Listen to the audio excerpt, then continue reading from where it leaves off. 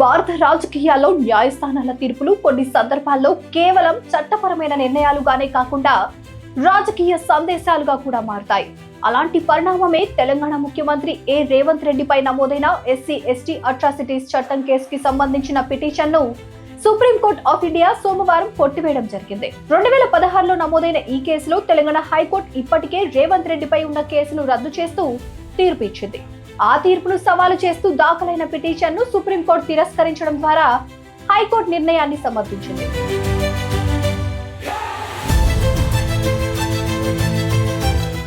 ఈ వ్యవహారాన్ని విచారించిన బెంచ్ లో ప్రధాన న్యాయమూర్తి సూర్యకాంత్, న్యాయమూర్తి జాయ్ మాల్యా బగ్చి, న్యాయమూర్తి విపుల్ పంచోలి ఉన్నారు. విచారణ సందర్భంగా హైకోర్టు కేసులో సేకరించిన సాక్ష్యాలను సూక్ష్మంగా పరిశీలించి సరైన నిర్ణయానికే వచ్చిందని బెంచ్ స్పష్టం చేసింది.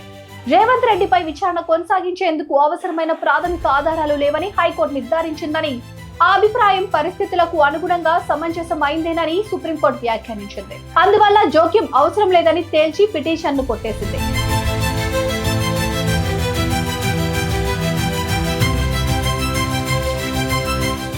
ఈ కేసులో ఆరోపణల ప్రకారం రేవంత్ రెడ్డి ప్రేరణతో ఇతర నిందితులు రాజోలు నియోజకవర్గంలోని SC mutually aided cooperative housing society ఆస్తులను జేసీబీ యంత్రాలతో ధ్వంసం చేశారని, అడ్డుకోవడానికి వచ్చిన ఫిర్యాదుదారు ఎన్ పెద్దిరాజును కులదూషణతో అవమానించారని పేర్కొన్నారు.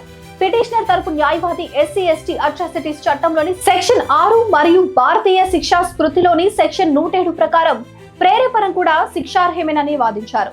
నేరస్తుడు సంఘటన స్థలంలో ప్రత్యక్షంగా ఉండాల్సిన అవసరం లేదని, ప్రేరేపించిన వ్యక్తి కూడా బాధ్యత వహించాల్సిందేనని తెలిపారు. హైకోర్టు తన అధికార పరిధిని మించి మినీ ట్రయల్ నిర్వహించిందని, సాక్ష్యాలు సరిపోకపోవడంపై వ్యాఖ్యానించడం ఆర్టికల్ 226 పరిధిలో తగదని అభ్యంతరం వ్యక్తం చేశారు.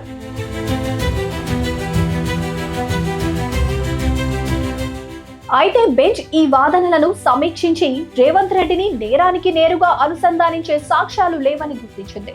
జస్టిస్ బగ్చి వ్యాఖ్యానిస్తూ ఉన్నది కేవలం వినికిడి ఆధారాలేనని, నిర్దిష్ట సాక్ష్యం లేదని తెలిపారు. అంతేకాక పిటిషనర్ కు రేవంత్ రెడ్డిపై పూర్వ వైరం ఉన్నదనే అంశాన్ని కూడా విస్మరించలేమని గమనించారు. ప్రధాన న్యాయమూర్తి సూర్యకాంత్ ఈ వ్యవహారం కోర్టులను రాజకీయ పోరాటాల వేదికగా ఉపయోగించుకునే ప్రయత్నంలా కనిపిస్తోందని మౌఖికంగా వ్యాఖ్యానించారు. మేము పంక్తుల మధ్య అర్థం చేసుకోగలుగుతాం, రాజకీయ పోరాటాలు ఎలా నడుస్తాయో మాకు తెలుసు అని చేసిన వ్యాఖ్యలు ఈ కేసు రాజకీయ కోణాన్ని సూచించాయి.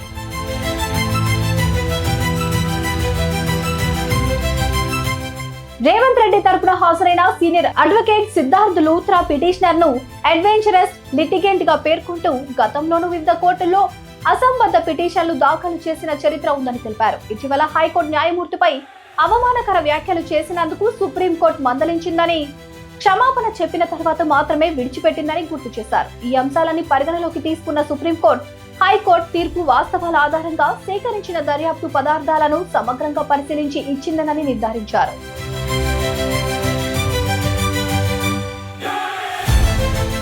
మొత్తానికి ప్రాథమికంగా నేరాన్ని నిరూపించే స్థాయి సాక్ష్యాలు లేనప్పుడు వ్యక్తిపై కేసును కొనసాగించడం న్యాయసమ్మతం కాదనే సూత్రాన్ని సుప్రీంకోర్టు పునరుద్ఘాటించింది. రాజకీయ విభేదాలు న్యాయస్థానాల గడప దాటినప్పటికీ కోర్టులు మాత్రం చట్టపరమైన ప్రమాణాలకే కట్టుబడి ఉంటాయని ఈ తీర్పు స్పష్టం చేసింది. అందుకే తెలంగాణ హైకోర్టు ఇచ్చిన తీర్పులో జోక్యం అవసరం లేదని భావించి సుప్రీంకోర్టు పిటిషన్ను కొట్టివేసింది. ఈ వీడియో మీద మీ అభిప్రాయాన్ని కామెంట్ చేయండి. ప్లీజ్ సబ్స్క్రైబ్ టు వేదిక టీవీ.